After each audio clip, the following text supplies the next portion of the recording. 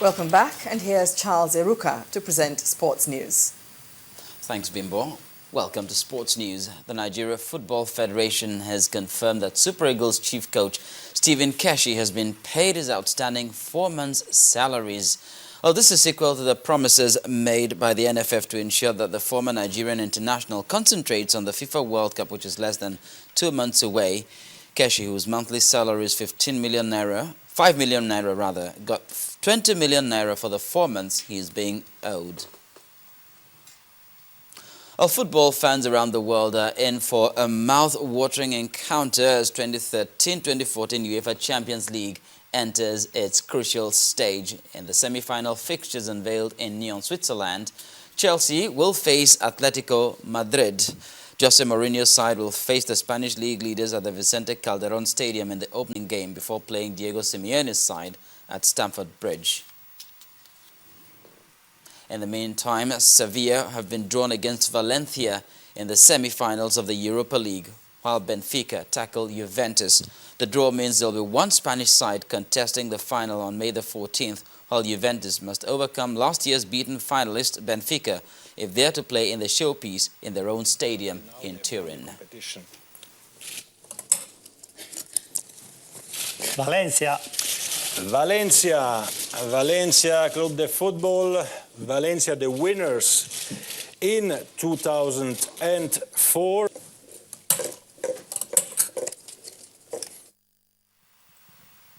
And in England, Liverpool manager Brendan Rodgers has been named the Barclays Manager of the Month for March, with Luis Suarez and Steven Gerrard jointly winning the Player of the Month award.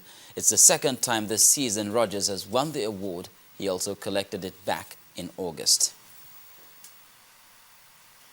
And that's it on Sports News. It's back to Bimbo with the rest of the news at 10.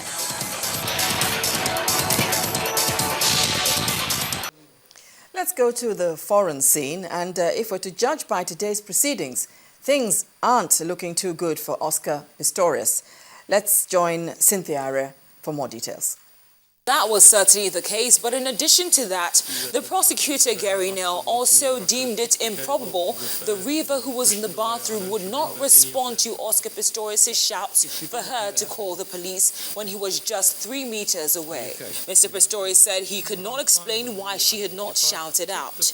He denies murdering her, saying the killing was a terrible accident. Then Ukraine's interim president has offered to devolve more powers to eastern regions where pro-Russian separatists are defying the government.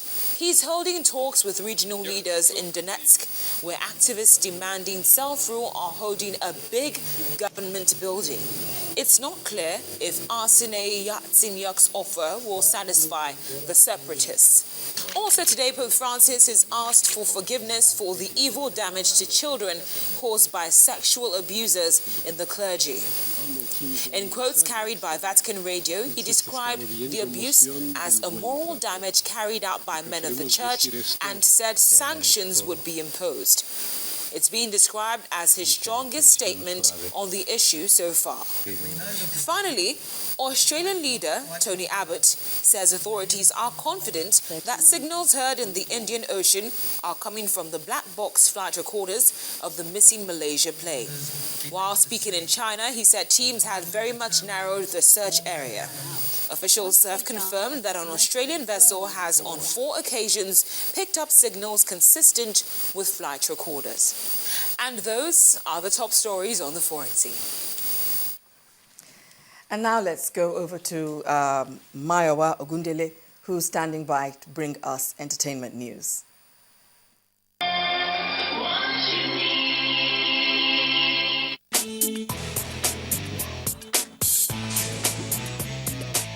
On entertainment news tonight, lead male actor in the much-anticipated movie Half of a Yellow Sun, Chiwetel Ejiofor, and director Biyi Bandele have arrived the country ahead of the movie's premiere, which holds on Saturday in Lagos.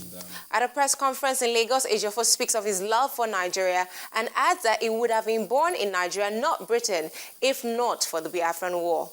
Well, I had a personal connection to all of the things that happened during the Biafran War.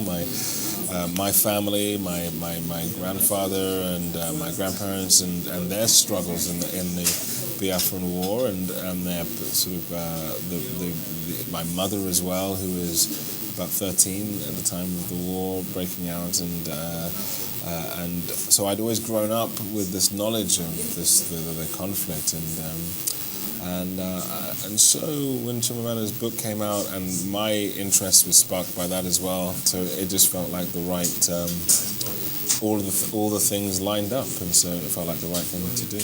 On to new music. After quite a sabbatical, singing and rap sensation Mo Cheddar is back with a love song featuring Fino.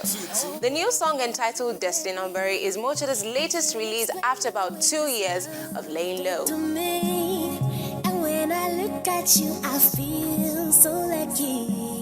The adorable yellow goggle-wearing minions of Despicable Me are not just taking over the Universal Studios theme park in Hollywood. They're ringing in a revamp of the film-themed park as it takes on competing resorts with blockbuster rides. Despicable Me Minion Mayhem, which officially opens on Saturday at the Hollywood Adventure Park, brings to life the animated world of Despicable Me with both an indoor ride and an outdoor playground, both featuring detailed settings from the films. And that's it on entertainment. Let's get back to the main news.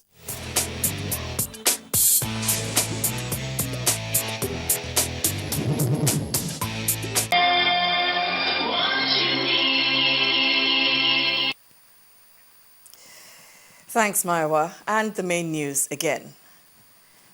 Power outage in Lagos has forced Federal High Court Judge Justice James Soho to adjourn hearing on suspended CBN Governor Sanusi's case. The Supreme Court has struck out the case challenging the right of the federal government to collect taxes in Lagos. And Oscar Pistorius has insisted his girlfriend, Riva Steenkamp, did not scream or shout when he fired the shots that killed her. And that brings us to the end of the news at 10 tonight. Thank you so much for watching. Do join us again tomorrow. Meanwhile, have a great weekend. I'm Bimbo Oluede. Bye for now.